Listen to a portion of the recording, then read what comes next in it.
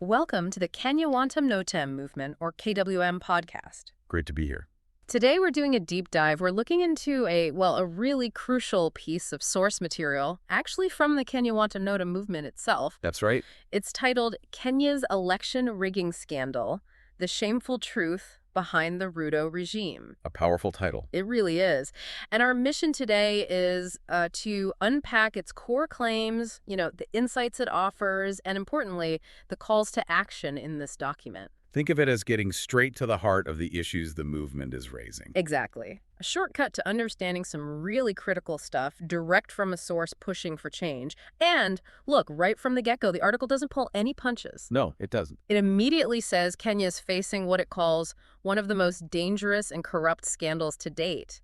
A threat, it says, to the nation's democracy itself. It paints a stark picture, doesn't it? Public officials, people elected to serve, apparently openly saying they plan to rig elections. It sets a very serious stage for what we need to talk about. It really does. And that framing, calling it a dangerous and corrupt scandal, it's immediate. It's grave. It forces you to think about, the rule of law, accountability, and what happens when those seem to be openly challenged, almost with impunity, as the article suggests. Absolutely. And that directness is key here. Okay, let's unpack this a bit. Let's get into the specifics, because the article names names, or at least positions, and specific statements that are, frankly, quite startling. For instance, it mentions the Wajir woman representative, Fatuma Jehow. The article reports she publicly vowed to, quote, steal votes for Ruto. Steal votes, that's quite a statement. It is. And what the article finds particularly striking is the silence afterwards. The KWM document asks point blank, where is the National Cohesion and Integration Commission? The NCIC. The body specifically meant to foster unity and peace. Right. Where are they? And it goes on. Why no immediate forceful response from law enforcement? Why do Parliament and the Senate seem, according to the article, to be sitting on their hands? It frames this specific incident not just as a comment, but as a real test of these institutions. Exactly. A call to action for anyone who cares about fair elections. And that specific allegation, as the KWM article presents it, it really does underscore a deep concern, doesn't it? If elected officials can allegedly make claims like that without visible consequences, it suggests, potentially, a serious erosion of democratic norms. The article's focus on the NCIC and others isn't just rhetoric. It's highlighting what it sees as a critical failure in accountability. A perceived gap. A perceived gap, precisely. If these bodies stay silent, what message does that send? That's the question the article implicitly asks about the value of a vote. And it doesn't just rest on one example, which I think strengthens the article's argument. It then brings up Oscar Sudi, the MP for Kapsaret. Okay. And his claim, according to the source, is equally disturbing. He apparently stated that if President Ruto were to lose in 2027, he and his colleagues would, quote, rig the results. Rig the results. Again, incredibly direct language reported there. Incredibly direct. And the KWM article, again, very clear. It calls this an outright admission of intent to undermine democracy. It also raises questions about the IEBC, the Independent Electoral and Boundaries Commission. The body actually responsible for running the elections. Exactly. The article notes the IEBC keeps calling for leaders not to make unsubstantiated rigging claims.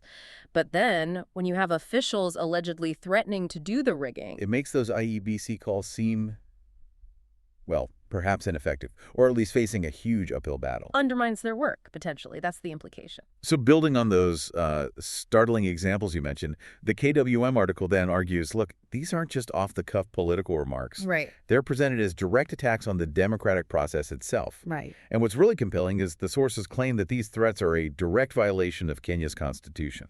Not just bad politics, but potentially illegal. That's the assertion. In a functioning democracy, the article argues, such open declarations would trigger swift legal consequences. Which leads to the next question it poses. Where is the DCI? The Directorate of Criminal Investigations. Kenya's main investigative body. Precisely. The KWM document questions the apparent inaction from both the DCI and the wider judicial system.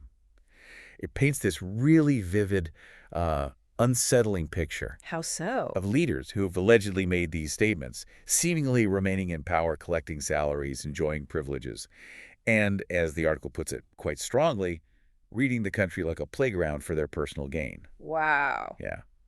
And the silence from these key institutions, NCIC, DCI, the judiciary, in the face of what the article calls blatant law-breaking.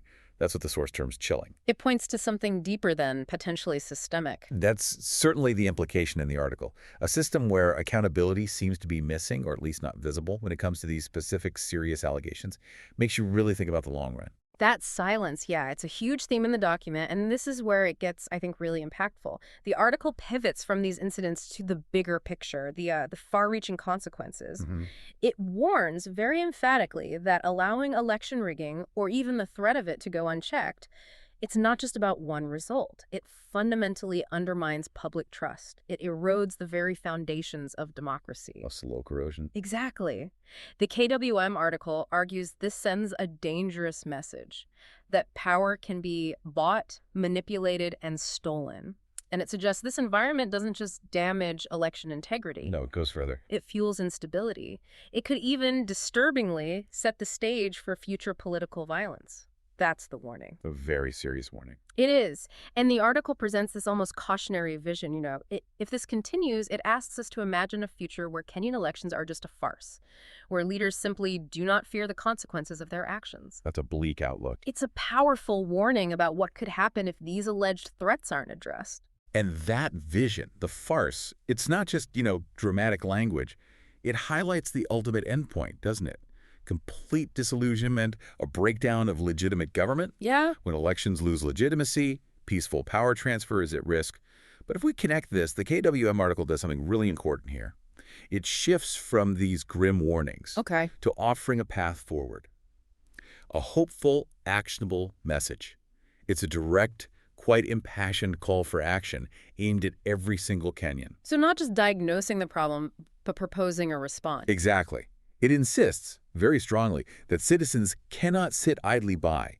It urges people to stand up and say, enough is enough, to demand investigations, arrests, accountability for those threatening the process. Taking ownership. Precisely. The source says Kenya is at a crossroads. It argues the country's future literally hangs on this collective action. The effort to restore the integrity of our electoral system and rebuild the face, that, according to the article, has been cruelly eroded. That's where the power shifts back to the people, in the article's view. Absolutely. It's empowering the individual, saying we all have a role. And that's such a key transition, isn't it? Moving from the problem to the solution. And look, this is exactly where the Kenya Wanam Notam movement itself comes in. If you, listening right now, are feeling compelled by this, if you want to be part of that solution the article talks about. To translate understanding into action. Yes. The Kenya Wantam Notam movement, the publisher of this article, strongly encourages you. Visit www.wanamnotam.com. www.wantamnotam.com. That's the one. You can create an account there and start sharing your own ideas that can help change your village, your city, your nation. It's a direct invitation to get involved. And that direct invitation is so crucial to the KWM message, isn't it? The article really stresses that this situation, no matter how challenging it appears, is not without hope. Right. There's optimism there, too. There is. It emphasizes that by coming together, raising voices, demanding that accountability, Kenyans can reclaim our democracy. They can ensure future elections are genuinely free and fair. It's an affirmation of collective power. Absolutely.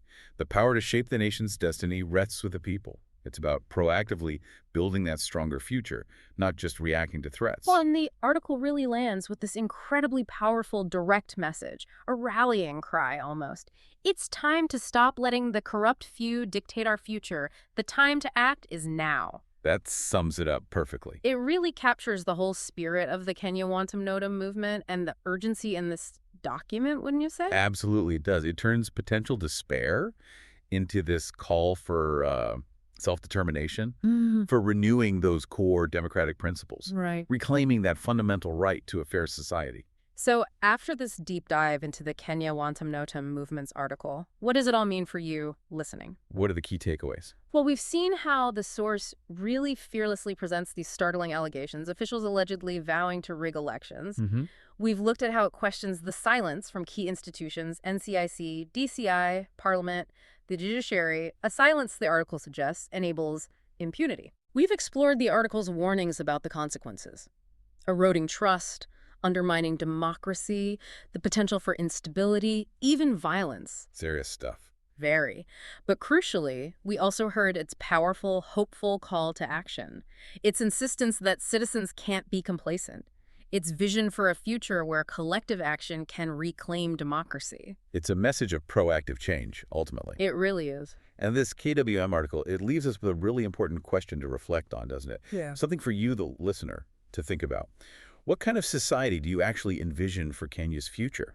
A future built on integrity, on justice. Exactly. And what role do you see for active citizenship, for yourself maybe, in making that reality happen? The source makes it clear. The power to act is there with the people. That vision is achievable. Absolutely.